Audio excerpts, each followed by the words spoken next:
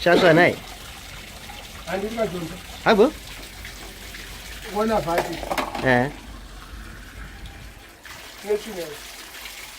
Ayakachena.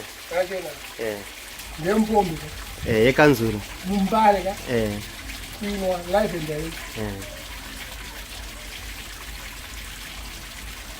And what's also the paid that one. But anyways. Mbare. Look at any pressure.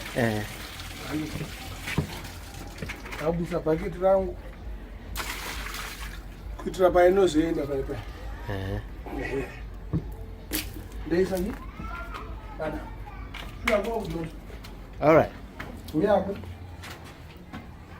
Yeah, are you in that hole? Look at how much you do. All right. All right.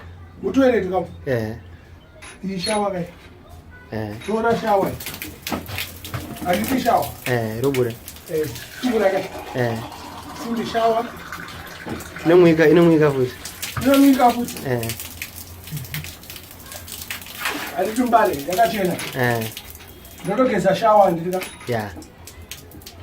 One and you can out with Branding in the China. Chamber. The guys are toilet city guy in Mbare, as you Mbare origin. My tissue haripo. No go to Muraganda, Mama. No go to Murehwa. Yeah, we are choose. And Zuma. Zuma? Right. Well, I don't know what Mbare number. Korea is a man-made disease. All right. To do Mbare. Look at toilet together. Mbare. Can it materials? Nice toilet. Not to put the stand around. Shower Mbare. Saka hapana Wedzera. Alright, pane vanga vari kutanga vari kusazvinzwisisa kuti kune vanoda kusaboteja Wedzera. Alright. Vanoda kusaboteja vatingotaura vanhu zvekunyika. Iyo mandidzokero ndakamira apa vanhu munorova chi tsoka nechi nemvura iyi shawa. Shower. Mbare. No mika futhi umshawa mo. Tona kugeza chimwa zvedu mvura haisi problem. Haisi ora.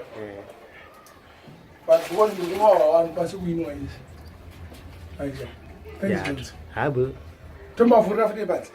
Yeah, I don't know. Ndokuti vanzwisa. Boza vanogera pamwe tanga takangoita imwe yayi. Enda kuseri. All right. Tonyatsa bvura kuti ine pressure yakaita sei. Yeah, you bora pasi.